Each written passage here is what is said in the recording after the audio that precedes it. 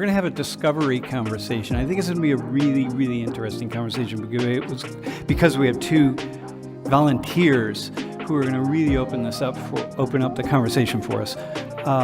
And we're going to talk about gender and sexuality and trans issues and LGBT issues, queer issues, and non-binary issues. And what we're going to do, we're just going to walk into what this is. And none of the rhetoric, none of how are we supposed to say it, how are we supposed to think about it. I'm going to walk you through the way I see these issues.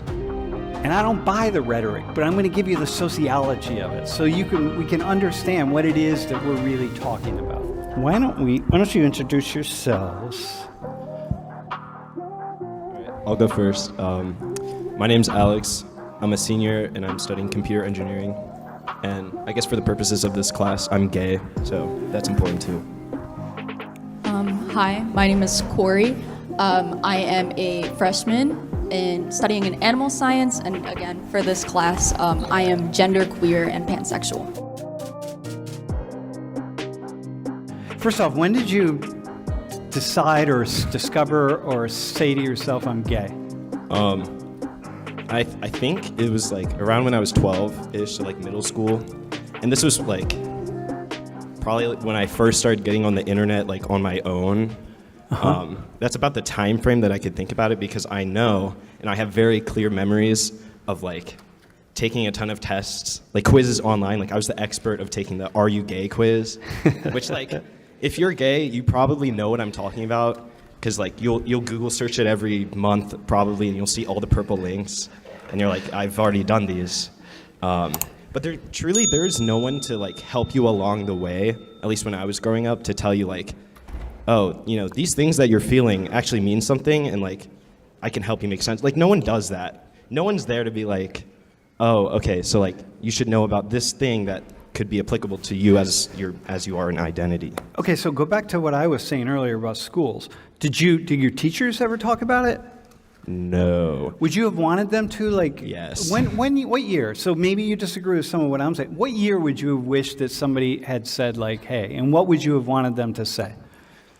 Me personally, I would say 5th or 6th grade, which is when we started having conversations about like sexual education in class. Okay. And I think that's reasonable too. I think like, at least again for me personally, I felt at around 5th or 6th grade, I was at an age where I could like start to make sense of these sorts of things and sex and like where I would fall into that. But instead, we were just given like, we'd have like the weird day where like you have to talk about this stuff, and like you would read from like a little book, and I mean, it's important stuff to learn, but not a single part of that applied to me. It was so much about like, birth control, and it's all important stuff. Yeah. Didn't ever touch Did your parents talk about it? Not really. I will say my parents are pretty like open.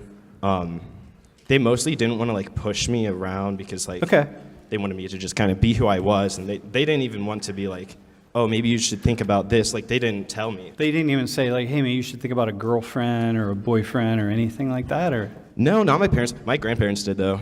Yeah. Still probably will. Yeah, so if your grandparents are watching, are they going to be not surprised? Okay. No, I don't know. I don't really care. So listen, so I just want to go back. What would you have wanted to hear? And from who, right? Like, really, this is part of the question of what the argument is. Like, what would you have wanted to hear and from whom? At the age of 12 or whatever it is. And what could you have heard that would have said, like, okay, I'm okay? I don't really know. I think we, like, it didn't come up too much in, like, our, like, science class and math class, which is most of our lecturing. Yeah. But every time we did talk about sexual education, which is when these topics were like actually brought up to us, I wish that was part of the conversation, because it is very important, especially for the health of gay so people. if I were your teacher, here's what I would have said. I would have said, hey, class, so here's how it works, right? When you first start out, when you're first coming of age and you first start feeling those arousal feelings, whatever they are, however you feel them, and different people have them at different ages, right? So a lot of people have them at a really young age, like 5 or 6, and all sorts of stuff is happening. And other people, maybe 12, 13, 14, who knows, right? But you're feeling certain things. You're looking at people. You're getting responses back from your body, the whole 9 yards. And you're starting, and sometimes, for some people, this is the sexual orientation piece, right? Some people, it's just really easy for them, the natural thing. They're not even thinking about it.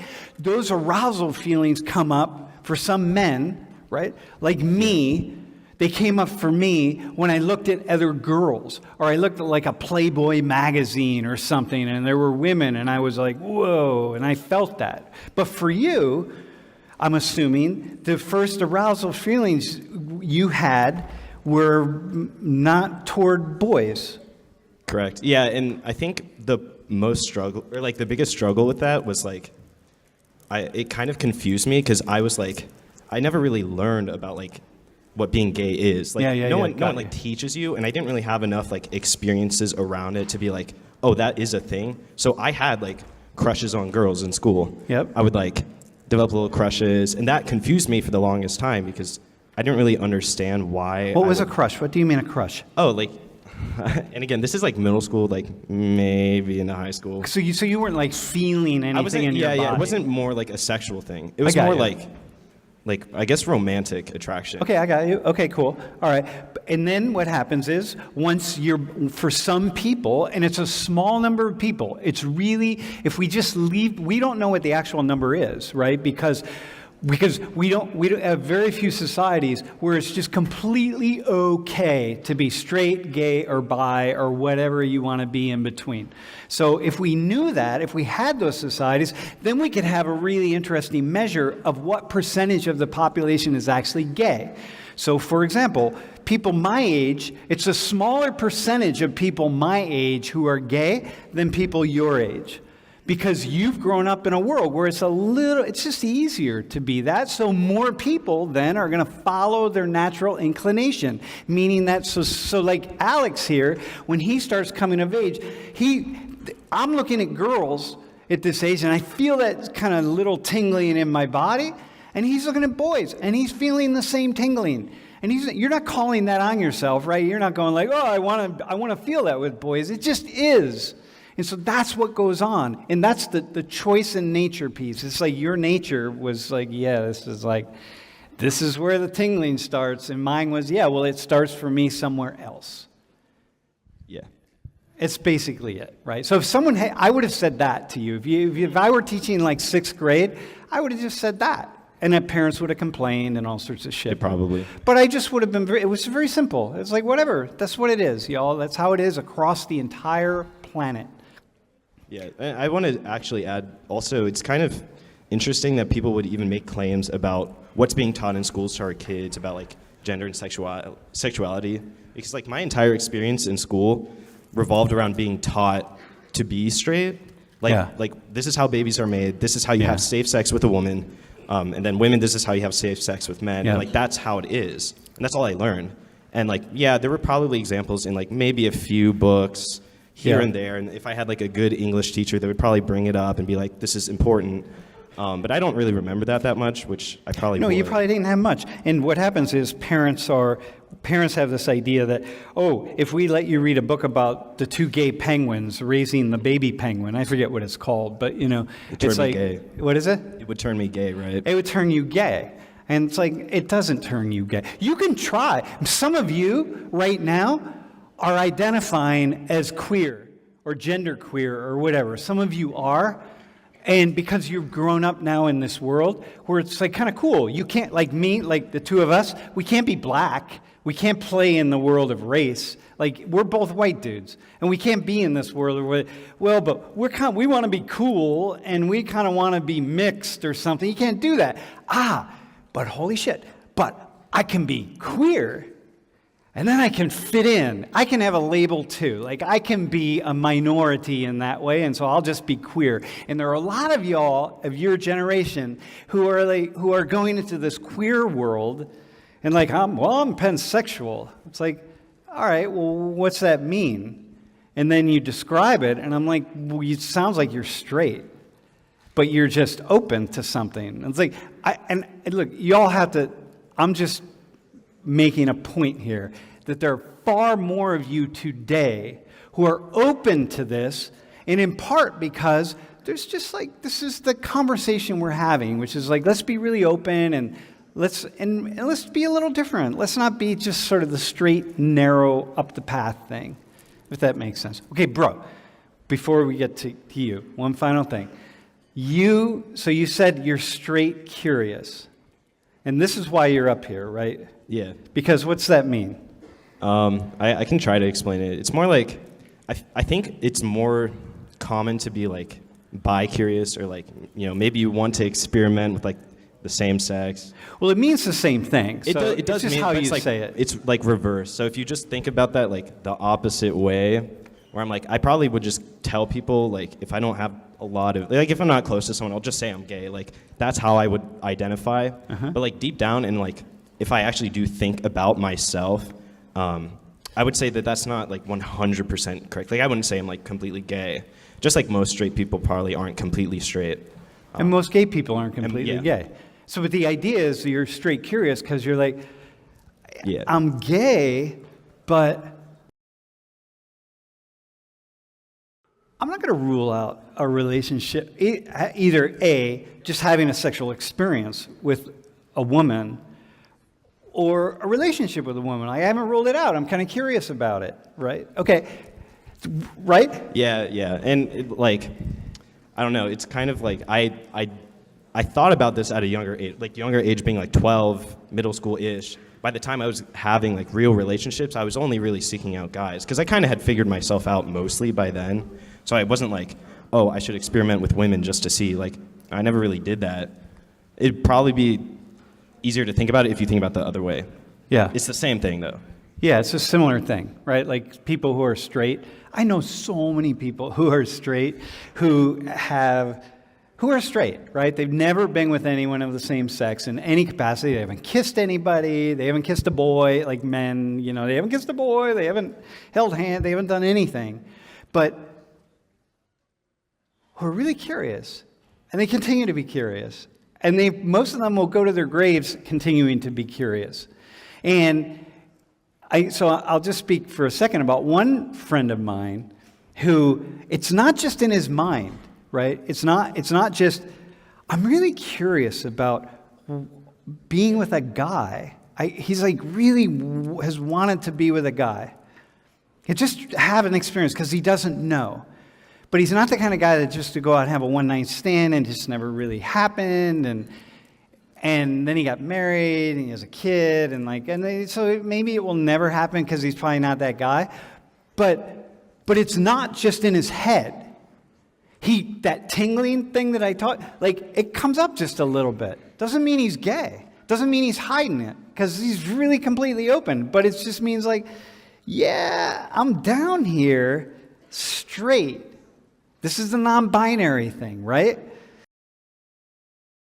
But this is like you, straight curious. But like, I can step into these waters. I can be here. And it's not just in my mind. It's actually like, I feel a couple things, but I don't feel it strong enough that it just doesn't take me out of it. It's like last night I was laying in bed and I was really thirsty. But I wasn't so thirsty that I got up and went to the kitchen and got water. I'm just like, I'm thirsty, but I'm not going to go to the water. That's like him. I'm a little bit, I guess you could say thirsty, right? I don't know. It's a good analogy. Okay. Yeah. But it's not. It probably will never happen. Lots of people are like that. It's really hard to be right down here all the time. And we have loads of examples all over the world and all over social situations where people can easily just step off. It's like people who are gay, very clearly gay. They've never been with anybody of the opposite sex. But, you get enough alcohol in them and something happens, they're with a friend and like, okay, well, something just happened. Whoa, what was that? What just happened? Okay, well, these things they happen. I have friends in prison who've been in prison a long time, and they get in prison and they're like, hey, I have feelings. and I'm with all these guys, but I have feelings, and I'm still straight, but like I'm a human being, man, and like I need like the touch, you need that human touch, and so like okay, that's fine. So people in these moments can step off what is clear, straight, or gay and step into somewhere else, right? Is it a choice? Is it a feeling? Is it a choice? But yet I'm gonna tell, because I need to. I'm gonna convince myself that I can feel that tingling piece, or maybe it's just purely a choice. I don't know. Whatever. Okay? Cool? So I do identify as pansexual. I knew my... Wait, hang on. Define that for us. Yeah. The way I understand pansexuality is like it's just like openness with your sexuality in terms of gender, like you don't care. Yeah. It doesn't really apply to the way you feel feelings for people. That's how I understand pansexuality. Mm-hmm. Yeah, and it's beyond bisexual, because it's like, hey, whatever, it doesn't matter. Someone who's trans, someone who's this, someone who's that, it's just really completely irrelevant. Okay, go ahead, Zia, sorry. So very like gender blind. Like I absolutely do not see gender when it comes, my body, my mind, my heart just doesn't think about it, I guess. I knew about my sexuality before I knew about my gender, more the terms for it. Like I've always felt the issues with gender, but the same thing happened. So like, we have our little crushes, again, when you're in elementary school, you little twirling your hair, kicking your feet. And my first crush, very young, was on another girl. And again, I didn't have a word for it, so I assumed something was wrong, something was broken, something... I'm wrong, I gotta try to fix it. Just where like when people say like, when people choose these things, it's like, I tried to choose, but like I could not. Like it's like my body, my mind, my heart made up its mind. Like it knew what, like it had it set. And this continued, again, you hit puberty around between 9, 12, whenever. And it continued that way. And I realized like, I just would have a crush on anyone of any gender. Like it's not something my mind was thinking about when it came to like either romance or sexuality. I still didn't have the word for it, and I did try to be straight because I assumed something was wrong. So like someone asked me and I was like, oh yeah, I like that guy over there for sure. And then like they tried to walk up to me and I was like, dude, please don't touch me. But yeah, so like I did try, but it doesn't work out that way. So then once I found the word for pansexual, I was like, very much that. It usually doesn't, it never works out to try to convince ourselves otherwise. Bro, let me ask a question to you. So do you get a lot of pushback from the gay community, the gay male, or women, the queer, the gay community, right? Gay or lesbian community. Yeah. I don't... To like you said, but I'm straight, curious. Yeah. Like that's actually, people don't realize that's a little bit risky, because you got to choose size too, man. Yes, I'm not going to like say names or anything, but I've had gay friends who are like disgusted by the idea of like being with a woman and like having sex with a woman. Like they are disgusted by it. Similarly to like what some straight guys might feel if they were to think about having sex with another guy. Mm-hmm. And I never really felt too much like that. Like maybe I thought it was like kind of joking around. But like that is like a real thing that exists. Yeah, it's probably common. And then you get pushed, right? Because it's really hard to be bisexual. Those of you who identify as bisexual, like people are saying like pick a side. It's like people who are mixed, like you are mixed. So it's like, well, what are you? You got to choose. It's like, why do I have to choose? Like, come on, man, just let me be in this space. Like, it doesn't really matter. So, Like, how do I phrase this? Okay, so like if you say you're gay, but you're straight curious, why wouldn't you just say you're bisexual? That's a really good question. I think it's a great question. Yeah, no, that's a really like a great question. I've actually I told people I was bisexual at first. That's more of like a lessening the blow, and I think that's a very common thing. I think most gay people will know what I'm talking about. But I did that for a bit, and then it was just easy for me to be like, I'll just seek out, like I'm attracted to guys. This like makes sense for me, and it also was partially like that's kind of how society like works too. Yeah. Like bisexuality is not super. I mean, it's actually very common, but it's not like understood well by most people, and I don't think I understood it well back then either. I probably would say like if you said I was bisexual, I'd say yeah. I agree. But you've never been with a woman. But I've never been with a woman, so So then it becomes kind of hard for that's him to probably say. why. Yeah, it becomes hard to say like. Yes. Like I would, like for example, I was telling Alex this earlier, if my wife dies before me and I ever partner with anyone, it'll definitely be with a guy. But like, I'm not going to say right now that I'm bisexual because I haven't been with a guy.